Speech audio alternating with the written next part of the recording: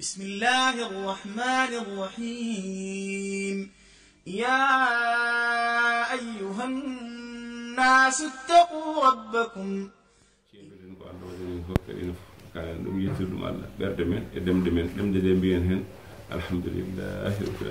Que chacun de nous reconnaisse les bienfaits qu'Allah a mis en chacun d'entre nous et par la langue qu'on atteste les bienfaits qu'on a reçus dans notre corps. Alhamdulillahi Rabbil Alamin. Par l'attestation du cœur. Parce qu'Allah a été généreux et très bon envers nous. Alhamdulillahi Rabbil Alamin. C'est Allah qui donne. Tout ce que la personne a reçu, ça provient que uniquement d'Allah. Allah subhanahu wa ta'ala l'avait promis à cette personne-là avant que la cause existe. Avant d'apparaître sur terre. Aucun d'entre nous n'avait souhaité, n'avait demandé, formulé à Allah l'intention ou le vœu de faire partie de la communauté du prophète Mohammed sallallahu alayhi wa sallam. Mais aujourd'hui, on s'est réveillé, on a constaté qu'on fait partie de la communauté du prophète Mohammed sallallahu alayhi wa sallam. Alhamdulillah Rabbil Alamin. On remercie Allah pour ça.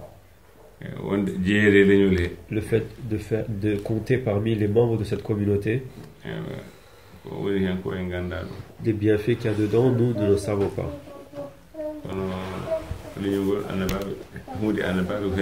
Mais c'est une partie des prophètes qui les ont précédés qui font partie de cette communauté-là, sont comptés parmi les membres de cette communauté-là. Encore, on parle pas, on n'a pas encore cité les grands awliyaullah qui sont de cette communauté. Le prophète Mohammed sallallahu alayhi wa sallam, c'est lui le plus grand des messagers parmi les prophètes. Les quatre qui l'ont suivi, les quatre qui l'ont précédé, deux d'entre eux. Les quatre grands prophètes après lui, deux parmi eux sont comptés parmi les membres de cette communauté-là. Après lui, les quatre prophètes après lui sont Sayyidina Nuh alayhi salam, Sayyidina Ibrahim alayhi salam, Sayyidina Moussa alayhi salam et Sayyidina Isa alayhi salam. Après le prophète sallallahu alayhi wa sallam, ces quatre-là, ce sont les meilleurs de la communauté du prophète Mohammed sallallahu alayhi wa sallam. C'est eux, avec eux, plus le prophète sallallahu alayhi wa sallam, ce qu'on appelle les Ulul Azm. Ulul Azm. Et Allah subhanahu wa ta'ala les a précisés, les a nommés dans le Coran. Les cinq. Il a dit au prophète sallallahu alayhi wa sallam, wa minka et toi, wa min Nuhin et nous, wa Ibrahim, wa Moussa, wa Isa.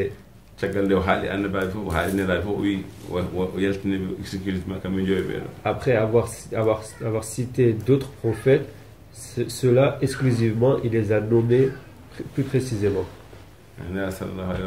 Le prophète Mohammed sallallahu alayhi wa sallam,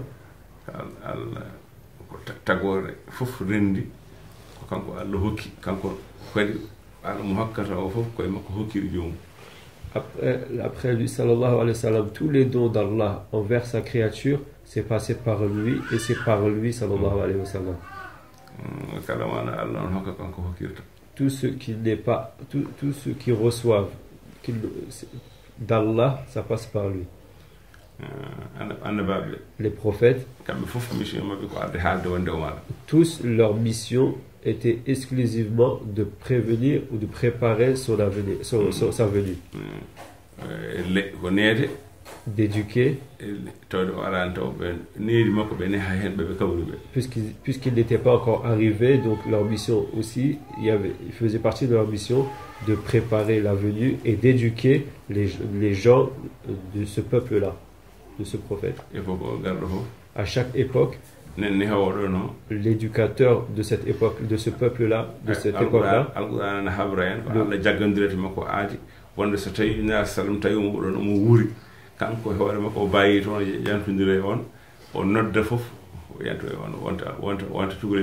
Le Coran nous a informé que Allah subhanahu wa ta'ala, avant d'envoyer les prophètes, chacun d'entre eux a prêté serment à Allah dès la venue du prophète sallallahu alayhi wa sallam, en son temps, que ce prophète-là allait prêter allégeance au prophète sallallahu alayhi wa sallam et allait se soumettre à lui.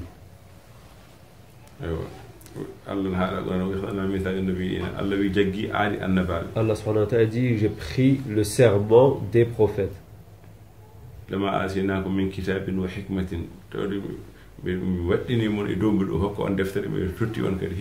Et en plus de ça, je leur ai imposé un livre et une sagesse, et des sagesses.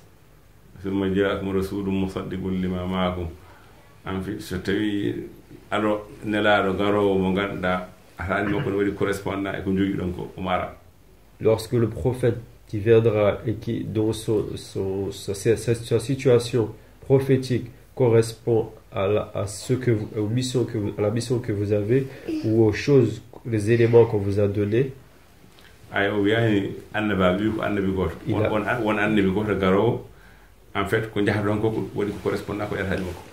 le verset n'a pas dit des prophètes, il a précisé que c'était un seul prophète qui allait venir et qui avait une situation qui était presque identique à la leur.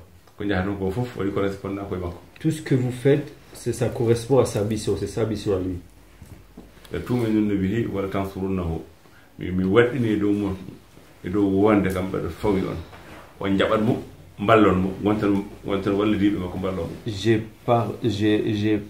J'ai accepté votre serment, je jure d'avoir accepté votre serment, et je vous impose, je vous ordonne d'accepter et de rester soumis à lui.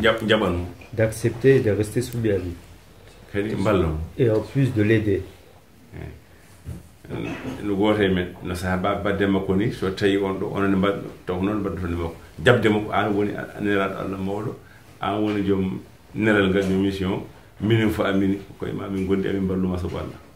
De la même manière que les compagnons étaient venus aider le prophète sallallahu alayhi wa sallam, ces prophètes-là étaient soumis à son aide aussi. À nous tous. Jusqu'à la fin du monde, la manière dont on devait se comporter avec lui, eux aussi, identiquement, on devait avoir cette attitude-là envers lui sallallahu alayhi wa sallam. Allah leur a demandé, est-ce que vous avez Allah nous informe qu'ils ont accepté. Et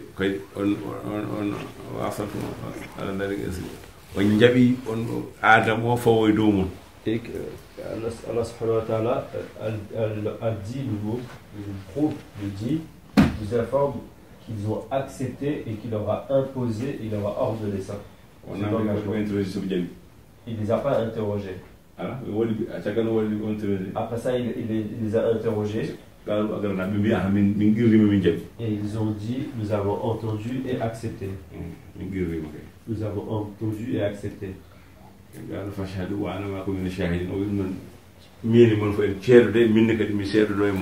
Allah dit après ça, il dit, vous et moi prêtons serment et témoignage que nous avons accepté.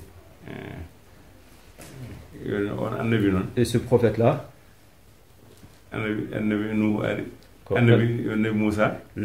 l'arrivée du prophète Nabi Moussa, Allah lui a montré un dévoilement, lui a montré les communautés et les communautés prophétiques, et il a vu celle du prophète Mohammed sallallahu alayhi wa sallam. Il a demandé à Allah subhanahu wa ta'ala qu'Allah lui donne cette communauté-là. Allah lui a dit, cette communauté-là, elle est déjà réservée à Sayyidina Mohammed sallallahu alayhi wa sallam. Et alors Nabi Moussa a demandé à Allah d'être compté parmi les membres de cette communauté. C'est un privilège parce que le prophète sallallahu ne l'avait pas encore trouvé ici. même degré et même statut. Mais il avait accepté pour être compté, avoir le même degré et le même statut des gens de la communauté de Prophète qui l'ont trouvé en son époque. Et Allah lui a accepté ça. Nabi Isa, lui, il l'a pas demandé. C'est pas lui qui l'a demandé. C'est Allah qui l'a favorisé, il l'a compté parmi les membres de sa communauté. Il a accompli sa mission jusqu'à la fin. Juste avant de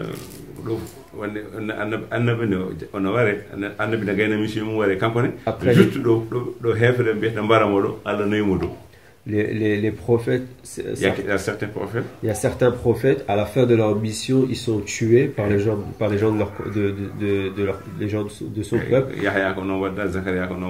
Et Nabi Isa, lui, juste avant de se faire tuer, au moment où les gens de sa communauté voulaient passer à l'acte, Allah l'a élevé dans les cieux, et c'est ainsi pour Nabi Isa et Nabi Yahya.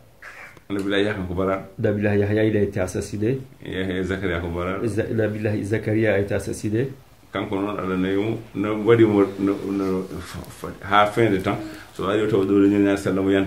Allah l'a élevé lui, et juste pour qu'il réapparaisse à la fin des temps et qu'il fasse partie de la communauté du prophète Mohammed sallallahu alayhi wa sallam. Le prophète sallallahu alayhi wa sallam il a dit, oh, cette communauté dont moi je suis au début ou à l'entête de cette mission, de cette communauté, et Nabi Isa qui viendra à la fin.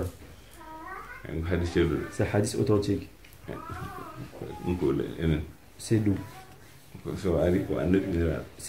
Lorsqu'il arrivera, ce sera un prophète messager.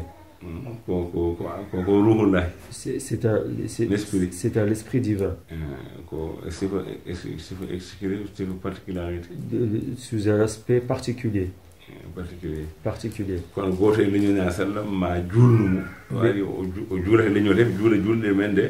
En tant que membre de c'est un des membres de la communauté du prophète sallallahu alayhi wa sallam, l'un d'entre nous, qui le guidera en prière, qui priera avec lui de la même manière, de la même façon que nous prions. Il priera sous la forme des 5 prières par jour qu'on fait. En tant que membre de la communauté du prophète. En tant que membre de la communauté du prophète Mohammed sallallahu alayhi wa sallam.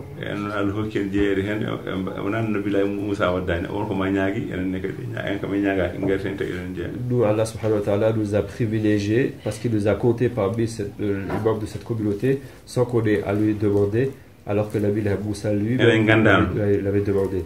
Nous, ça, nous ne connaissions même pas, nous ne savions pas. Nabi Moussa, lui, il a vu ce qu'il y avait dedans. Il a voulu profiter des bienfaits qu'il y avait dedans et il a demandé à Allah subhanahu wa ta'ala de lui donner.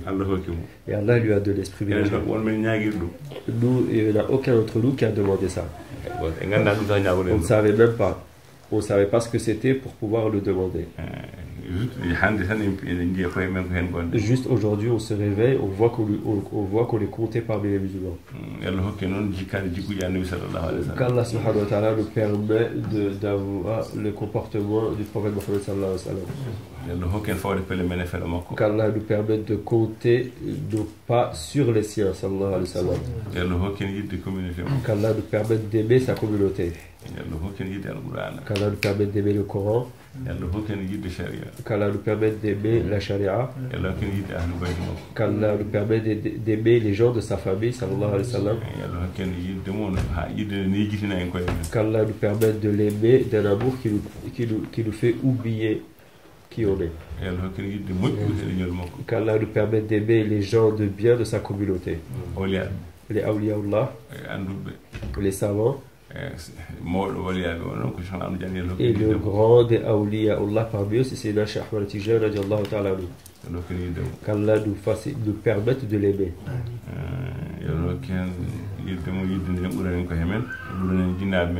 Qu'Allah nous permette de l'aimer d'un amour plus que nous-mêmes, plus que nos parents. Allahumma amin. Puisqu'Allah nous a facilité, on a pu faire la wazifa ensemble. Le prophète sallallahu alayhi wa sallam, il était présent avec nous durant cette wazifa-là. De la même manière que la Jawharatul Kamal que nous avons évoquée, le professeur Sam a garanti qu'à la 7e période de Jawharatul Kamal, en wazifa ou hors wazifa, et il se présente physiquement. C'est pas juste c'est pas une présence juste spirituelle. La personne qui a le dévoilement le voit physiquement, celui qui n'a pas le dévoilement, il peut ressentir ou en tout cas qu'il prend connaissance qu'il est là. Qu'il le ressent ou pas, en tout cas le processeur lui était présent. Il y a un des disciples de Sayyidina Cheikh Ahmad Tijani qui avait demandé à Sayyidina Cheikh Ahmad Tijani, il lui avait posé la question. Il lui a demandé est-ce qu'il y avait une durée de temps pour sa présence. Sayyidina Cheikh lui a dit radiallahu ta'ala anhu, il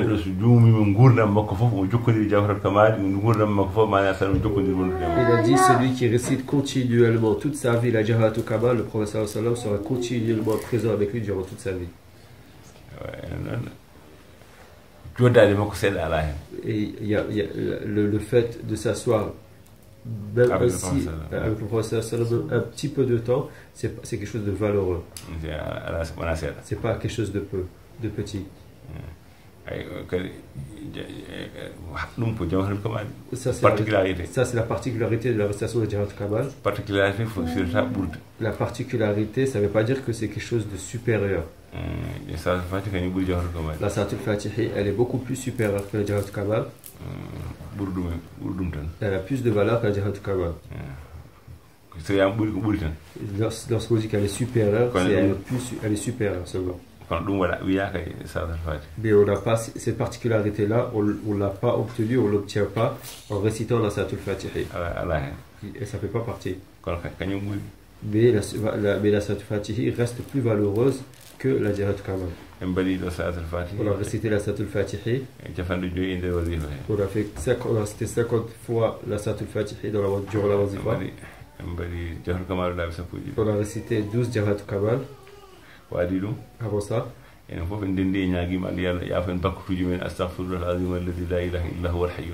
ensemble, on a tous demandé à Allah subhanahu wa ta'ala de nous pardonner de l'ensemble de nos péchés par la formule Astaghfirullah al-Azim al-Lazi la ilaha illa huwa al-hayyul qayyum. Allah subhanahu wa ta'ala, c'est lui qui a garanti. Il a promis que celui qui lui demande pardon, il lui pardonnera. C'est pour ça qu'après, à la fin de la wazifa, Allah subhanahu wa ta'ala te pardonne de tous tes péchés. Parce que c'est sa promesse et c'est sa promesse qu'il tient son engagement à travers la récitation de la formule istighfar. Après la Salatul Fatihi, on a récité la formule La ilaha illallah, La ilaha illallah, La ilaha illallah, La ilaha illallah. Celui qui récite l'attestation, la profession de foi, il renouvelle son attestation de foi. La ilaha illallah. La ilaha illallah. Allah nous compte parmi les disciples de Sayyidina Cheikh Ahmad Tijani radiallahu ta'ala anhu. Les churs éducateurs dans la tariqa, qu'Allah nous facilite, nous permet de les trouver. Ils resteront toujours il en restera toujours dans la tariqa. Il y a un de nos churs qui s'appelle Cheikh Ahmed Alpha Ahmadil. Alpha Ahmadil. Radiallahu ta'ala anhu. C'est un des grands parmi les awliya Allah.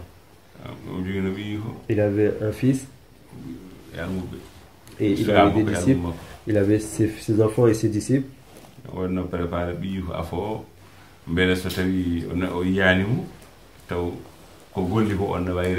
Il avait préparé son fils aîné afin que celui-là puisse le représenter et le remplacer dans ses travaux et dans ses actions C'est même pas rajouter d'autres travaux, c'est juste conserver ses travaux à lui. Il s'appelle Mohamed Kabir. Il l'a éduqué sous trois formes, 3 étapes.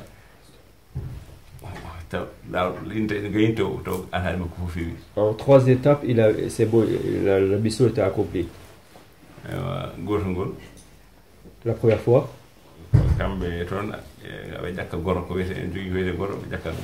il y a ce qu'on appelle la cola. Eux, ils consommaient la cola.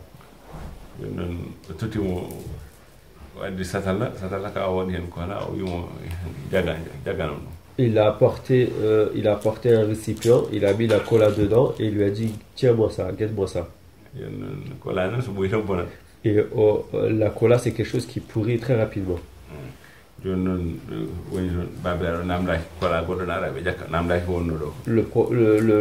père ne lui a pas n'a pas réclamé la cola et les autres apportaient de la cola et consommaient les autres colas. Jusqu'à ce que cette cola-là a commencé à se dégrader. C'était juste un morceau de cola. Puisqu'il y avait d'autres colas, donc le fils a consommé celui-là, celui qui était dans le récipient. Et le père, c'est ce qu'il attendait. C'était une épreuve. L'histoire, c'est une formule d'éducation. Et il l'a appelé. Il a dit apporte-moi la moitié de la cola que je t'avais confiée.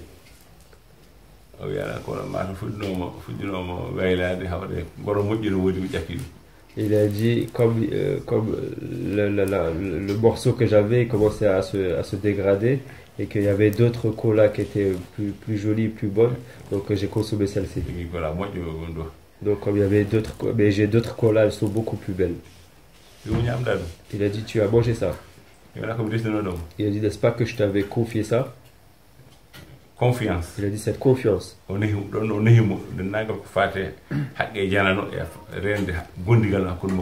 Il a dit par cet acte-là, il l'a éduqué et il lui a permis de garder le dépôt ou la confiance envers les biens des autres et les biens de son père et les biens des autres. Et c'est par là qu'il lui a appris sa compagnie, la manière dont il doit se tenir, comporter avec les gens. Il a dit un calife n'agit pas ainsi. Il a dit c'est une confiance. Ça a beaucoup touché le fils.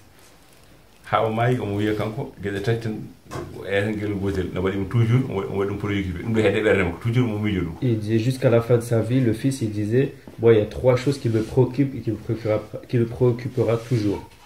Mon père m'avait réclamé la moitié de cola qu'il m'avait confié et c'est quelque chose qu'il m'avait confié et que j'ai mangé. Et l'autre histoire, et il lui parlait de sa compagnie, de la relation qu'il doit avoir avec Allah. Cette première histoire, c'est sa relation avec les créatures d'Allah. La deuxième histoire, c'est la relation avec Allah. Il a dit on va aller chasser ensemble. Il a prêté un fusil. Ils sont arrivés au niveau d'un trou. Il a vu qu'il y avait une bête dans le trou. Il a dit on va attendre que la bête sorte de son trou, de son terrier pour la battre. Donc ils attendaient, ils patientaient jusqu'à ce qu'au coucher du soleil. Le père a dit à son fils pose ton fusil. Donc puisqu'on a attendu la bête jusqu'au coucher du soleil et qu'elle n'est pas sortie, donc on va prier la salade. Non, pas encore. Il a fait l'iqama. Au moment où le père a fait le takbir, entre son takbir à lui, le takbir du père et son takbir à lui, la bête elle est sortie, elle est apparue. Et il s'est empressé de prendre le fusil. Donc puisqu'ils étaient venus chasser cette bête-là et que toute la journée ils ont attendu cette bête-là, donc il s'est dit c'était le moment opportun, donc il a abattu la bête. Et il s'est empressé, il a fait le takbir. Et il a suivi le père dans la prière. Ils ont prié jusqu'à la fin. Le père lui a dit, puisqu'on a attendu toute la journée jusqu'au coucher du soleil et que la bête n'est pas sortie, donc rentrons. Donc il fait nuit maintenant. Il a dit non père, la bête est apparue. Il a dit n'est-ce pas le père a dit non, on a attendu jusqu'à la prière, on a prié, elle n'est pas sortie.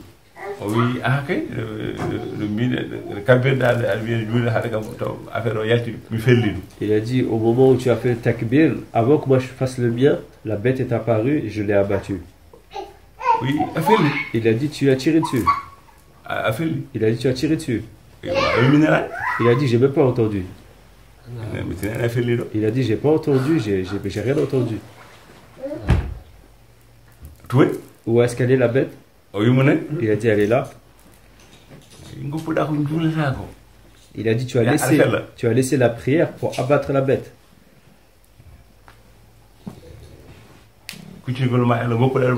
Tu as laissé ta relation avec Allah pour aller abattre la bête. Il a dit ça, je peux pas manger cette bête là. Il a dit la chose pour laquelle on a laissé la prière, moi je peux pas manger ça.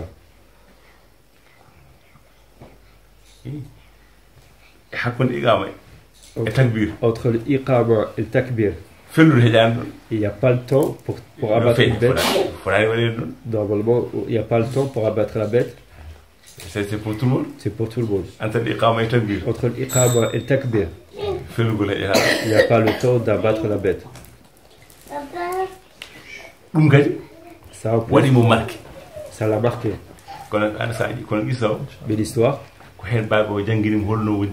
c'est à travers cette histoire-là, cette action-là qu'Allah lui a montré, lui a appris la relation qu'il doit avoir avec Allah. Et ça l'a marqué. Et la troisième histoire, il y avait une femme qui était accompagnée de son mari. C'était un disciple de son père.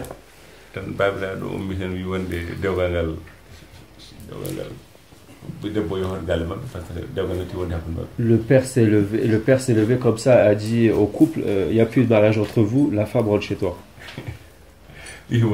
Et l'homme il est parti en voyage. Et il ne savait plus. Il savait plus le jugement de cette situation-là. Tu as pris le salat, Marie. Et le couple où les gens sont venus consulter Mohamed Kébé.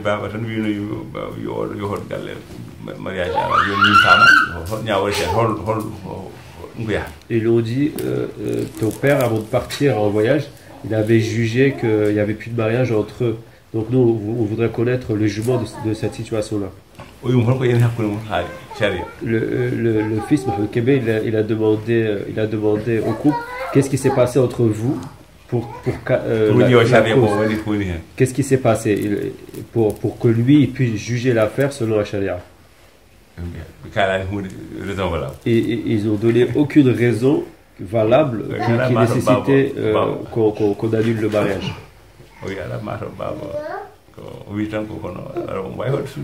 Il a dit, et le fils a répondu non,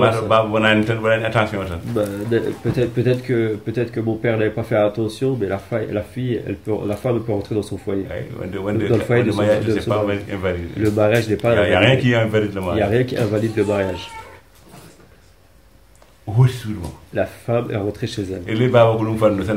Et c'est comme si le père il attendait que ça.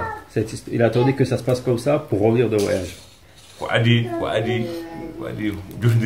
Avant que le père le consulte, avant la relation, avant qu'il y ait la consommation du mariage ou la continuation du mariage, le père est arrivé. Avant qu'il y ait un rapport entre le couple, le père a évoqué la situation.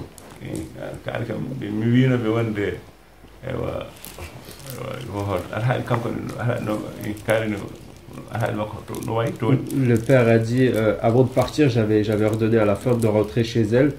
Où est-ce qu'ils en sont avec leur histoire? Il avait dit, père, ils sont venus, en ton absence, ils sont venus. Ils m'ont raconté l'histoire, mais j'avais donné l'ordre à la femme de rentrer dans le foyer de son mari, de retourner dans le foyer de son mari. Parce que je n'ai pas vu, il y avait rien qui pouvait. Il y avait rien qui pouvait justifier un divorce entre eux. Le père il a dit, tu as ordonné à la femme de rentrer, tu as permis à la femme de rentrer chez elle. N'est-ce pas que j'avais dit qu'il n'y avait plus de mariage entre eux?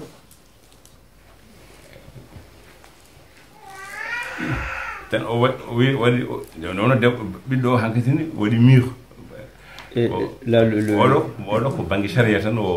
le fils il commence à être mature et le fils là, lui, il avait jugé selon la charia.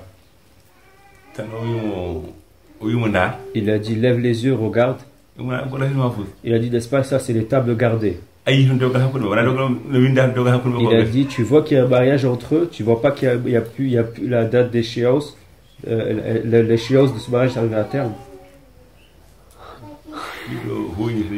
Le fils s'est levé, a levé les yeux et a vu les tables gardées. Il a eu l'ouverture. Au moment où il a eu le fatr, l'ouverture, mais par la cause par laquelle c'est passé, c'est quelque chose qui l'a marqué. Durant toute sa vie, il racontait ces 3 étapes-là de sa vie. Jusqu'à la fin de sa vie, il racontait ces 3 étapes de sa vie. À chaque fois, et à chaque fois, le père le reprenait en disant, un calife ne doit pas agir ainsi. Il a dit, il n'y a pas de mariage entre eux, et toi tu as permis à la femme de retourner dans le foyer de cet homme-là, alors qu'il n'y a pas de mariage entre eux. Un calife n'agit pas ainsi. Là où le père a passé la cause par laquelle, par le chemin par lequel le père a passé cette masse-là, c'est un jugement divin. La charia, c'est une charia qui a été incorporée dans la haqiqa. Et il y a des passages comme ça dans le Coran et il y en a beaucoup dans les hadiths. Sayyidina Khadir, il avait assassiné un enfant. C'est pas il a accompli la charia à travers cet acte-là. Mais la charia qu'il a accompli, c'était charia. Par le jugement de la charia, la peine, la sanction, c'était de couper les mains, mais pas de tuer la personne. Mais à chaque fois, au bout de 4 fois, au bout de 4 récidives, le prophète a jugé pour qu'on tue la personne. Mais le jugement, le prophète l'avait apporté dès la première fois. Il avait dit, il avait ordonné qu'on le tue. Et les compagnons l'ont amené en tant que voleur. Et le prophète a dit, tuez-le.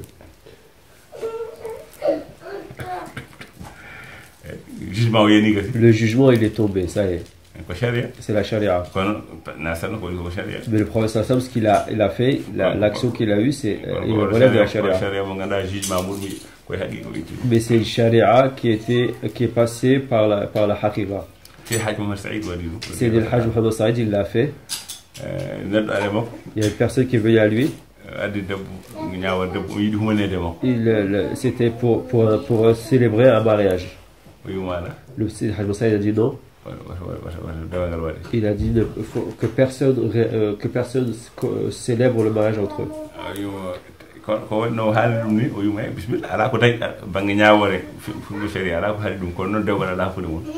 Sidi Hadj Moussa a dit, c'est vrai que selon la charia, il n'y a rien qui interdit ce mariage-là, mais sache qu'il n'y a pas de mariage entre vous.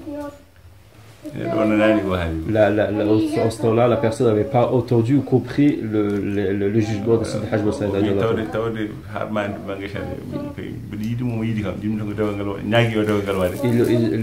Le frère a dit, cher, puisque selon la charia, il n'y a rien qui interdit ce mariage-là. J'aime la fille et la fille elle-même, donc ce que je vous demande par Allah, c'est de célébrer ce mariage-là. Sidi Hadj Moussa a célébré le mariage. La femme était chez son père et le mari chez lui, et il n'y a pas de consommation du mariage. Et l'homme a dit qu'il devait voyager pour préparer sa walima. Juste quelques temps pour préparer, pour célébrer son mariage. Il a voyagé et il n'est plus jamais revenu. Donc on voit que finalement, véritablement, il n'y a pas eu de mariage entre eux. Il n'y a pas de mariage entre eux.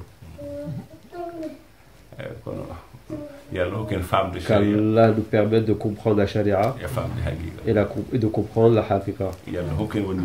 Qu'Allah fasse de nous des gens qui restent dans la tariqa.